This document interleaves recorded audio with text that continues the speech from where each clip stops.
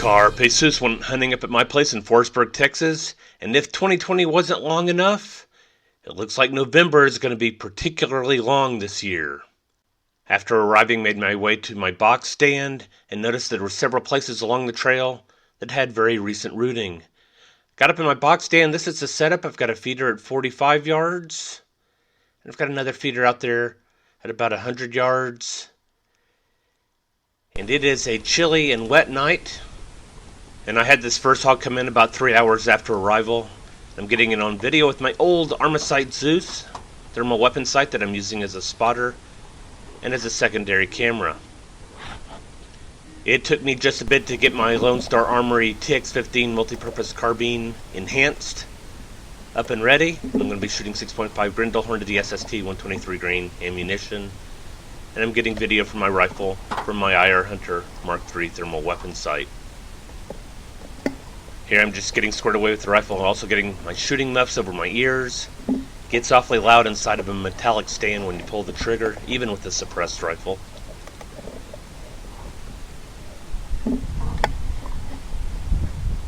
If you listen, you can hear the wind pick up occasionally.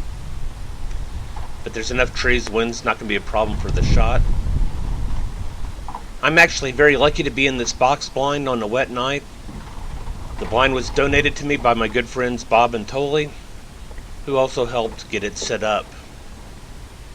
Keeps me nice and dry, an option I did not have here previously. Alright, at 45 yards, here we go. And that was a ballistic encephalectomy. And that hog's not going anywhere. There's a picture with my phone through the rifle scope. I stayed in place for a while. And a little while later, another hog came in at the far feeder.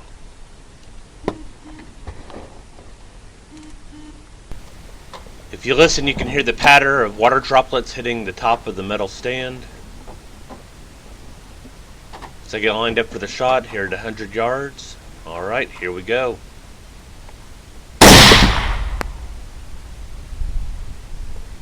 I was attempting a second headshot. It actually entered just behind the ear, went through the spine, and the bullet ended up down in the shoulder. And there's the picture with my cell phone through the scope as I waited for other hogs that never showed up. Brass Catcher by Tactical Brass Recovery. Both hogs were boars. The first came in at 80 pounds, the second came in at 170 pounds, and they don't look that different in size, but that's just a matter of photo perspective. You can see they're quite a bit different here.